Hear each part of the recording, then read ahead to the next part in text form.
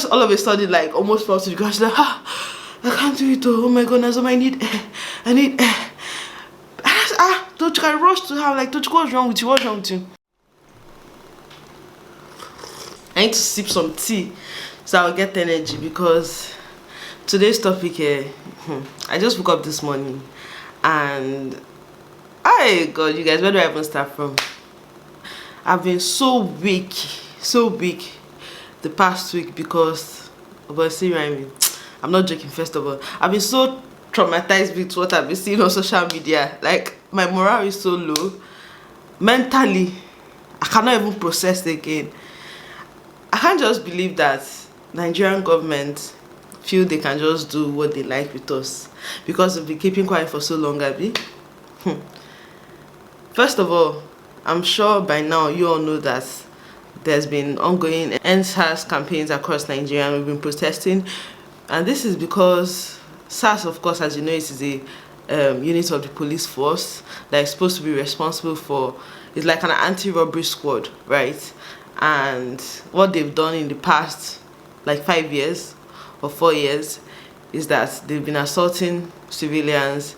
They've been checking phones without any warrant or any reason to check phones. In fact, buying iPhone has become a crime in Nigeria. They've been assaulting people for no just cause. They've raped some women. They've been storming into people's houses with no just cause. They've been shooting randomly at people, just killing them because they feel like no one can hold them accountable. And of course, all these things are things that no one should stand for, no one should take for whatever reason. But the Nigerian government feel they were so stupid that they will just tell us that, okay, we've ended SARS, we've disbanded SARS, they are going to be and we're going to restrain them and we'll be fine. So they said now they're going to name, they've named a new kind of police force or police unit or whatever you want to call it, and it's called SWAT. First of all, we all know that SWAT, if you are going from other countries, is only called in case of emergencies. But in the case of Nigeria, they think we are so stupid that they'll just change the name SARS to SWAT and we'll say all is fine. And of course, Nigerians are not having this. The Nigerian youth are not taking it at all. We've been protesting on the streets, we've been protesting online, we're trying to raise awareness for this End SARS, End SWAT campaign. Of course, with everything in Nigeria, there's always a bit of humor. Some people have been saying Buhari has been a bad boy. And that is because, like, as the president of the country, you would expect that he will step in, speak to us, tell us, okay, we understand your concerns. These are legitimate concerns. And people have only asked for 5 things. Number 1, the dissolution of SARS. Number 2, accountability for the people that have lost their lives, the people that have been hurt by this SARS unit, for compensation for their families. And yes, we're also asking for police income to be increased, because apparently most of these police staff are not even paid, so they resort to extortion, brutality to try and extort civilians, or, you know, threatening for your life. Say, brother, because of your driving Benz, you don't get job, you're going to give us 200k, you know, to kind of stop those kind of things. Although I feel even increasing their salary will not change anything, but we're asking for legitimate, real things that they can actually do for us, and the government can't even do it. And I don't know if it's because, like, they think that, oh, we as Nigerians, we always take whatever we are handed. We can never protest, we can never revolt against governments, that we are the kind of population that just see the situation as is and call it a day. But unfortunately, in our parents' time, maybe they fought the civil war because, yes, they couldn't take it at own. We are protesting, we are doing it the peaceful way, and it's still not enough. I just saw this morning that trailers at the Lekki toll gates jamming into cars, just destroying their cars. Yesterday, it was thugs that came in BRT bus, using machetes, using long bats, sadistic, I don't know what to call it, to terrorize protesters. God, I don't even know who I'll say is responsible for this one. If it's government that's sending trailers and the thugs, or is it like individuals that feel like their own interest is being affected with this protest, or is it people in the police force? I don't know. I know the worst part, when these thugs were attacking protesters, there were police in the back just sitting down. And should we now talk about how they destroyed one man's car? that was just going to see his pregnant wife. Oh, hey, honestly, this our country. Sometimes it feels like a movie. I'm so proud to be Nigerian, for the sake of, you know, the people, the culture, just the vibe we have as Nigerians, because Nigerians are the best at everything we do in every country in the world. Even bad things, illegal things, we are still the best there. So I feel like if these governments can harness the things they should in this country, if they can just focus on, even if they are stealing, no problem, if they can just focus on giving us good roads, good schools, healthcare, electricity. In fact, Nigerians are hustlers. We'll take it from there. We just need to be enabled with the right environment. We are not asking for maybe benefits like the UK gives their citizens. We know that we're far away from there. We're just asking to have the basic necessities to be able to live our lives to the fullest and achieve our fullest potential. It's like now, if a lot of Nigerians want to go into manufacturing, but when they think of the cost, the operating cost in Nigeria, they'll just get depressed. A lot of us have amazing ideas, yeah, but the infrastructure in Nigeria is not letting it be. So I just feel like this SARS movement, this end SARS movement, this end police brutality movement, it's not even just about ending police brutality. It's just a way of us Nigerians saying we are tired, we are tired of all these bad facilities, we are tired of having no resources to do what we want, we are tired of poor governance, we're just tired. We need to do better. We are asking our government to do better. And this is just the first case, because you're like, if you cannot just walk outside, even if you look good, especially your brother, your son, cannot just walk outside, you know, peacefully and come back safely, and you'll not be worried, hey, police will harass him, maybe before you know it, they'll bring back us for you, then there's a big problem, because it's affecting each and every single one of us. Not everyone is fortunate enough to have police to move around with them, you know, mopo to move around with them. Not everyone is fortunate enough to have someone they can call in case they are being extorted by the police.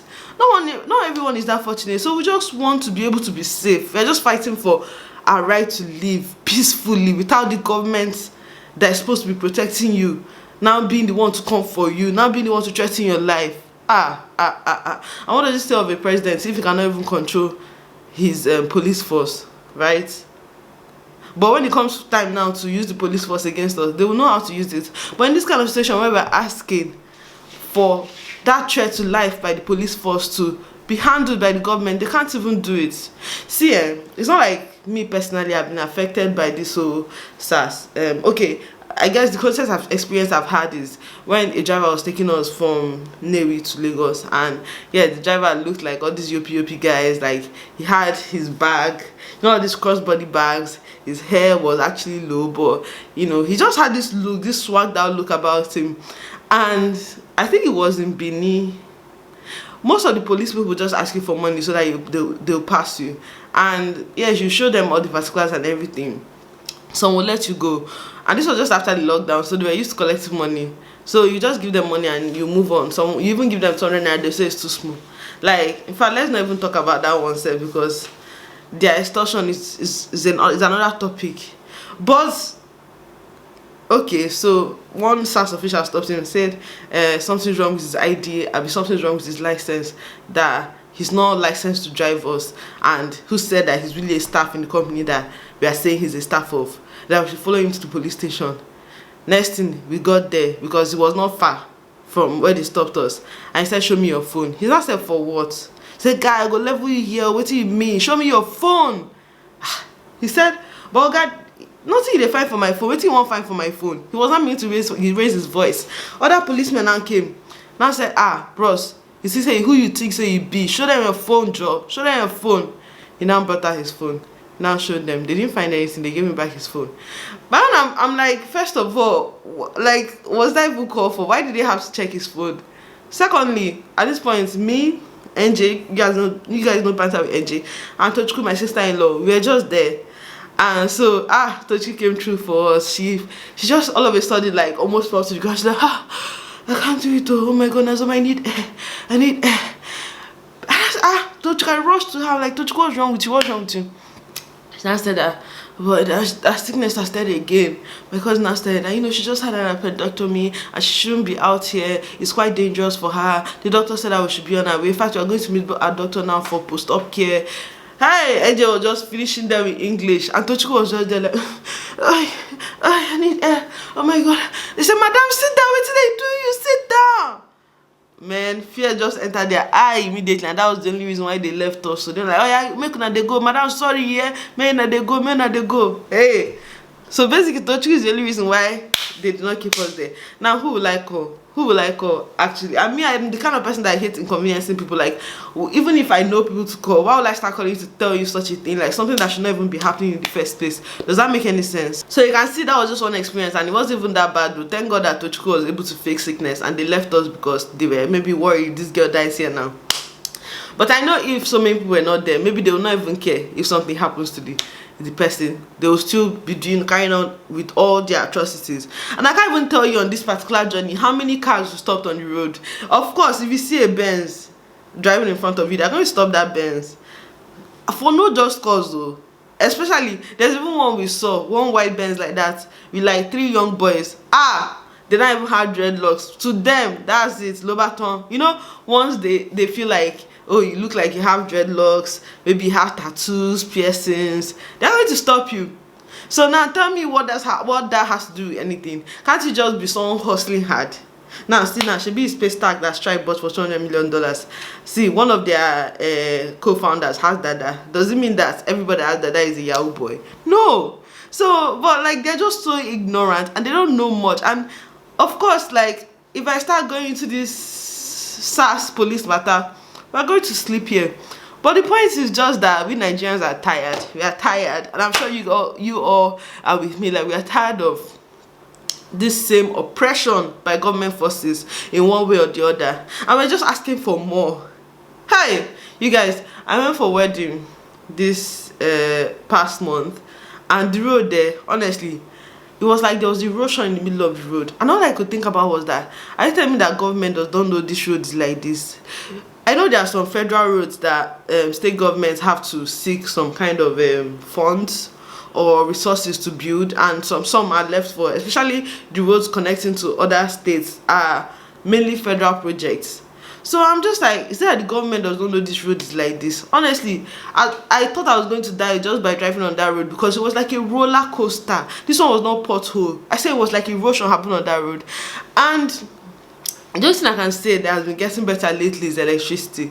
I feel like, apart from the village, because the village, they don't even give you light at all, but like in the city, in Lagos here, I feel like light has improved. Sometimes you see 20 hours light, just like it is in Abuja. But every other thing is just so messed up. Hi! If you see, now me self driving, I can never have any documents out of date because I don't have time for these police people. And honestly, hey God, I just pray from the bottom of my heart that God, this is not even only God matter. I'm praying that God, number one, protects every protester out there, everybody going out there to fight for our rights as Nigerian.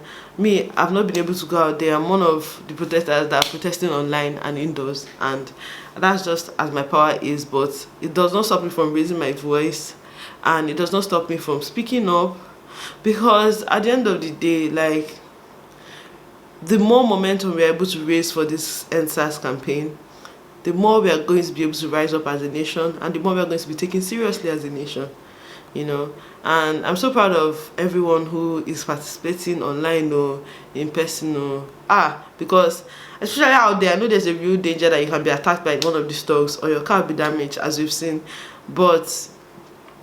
and even stray bullets could hurt you and end your life.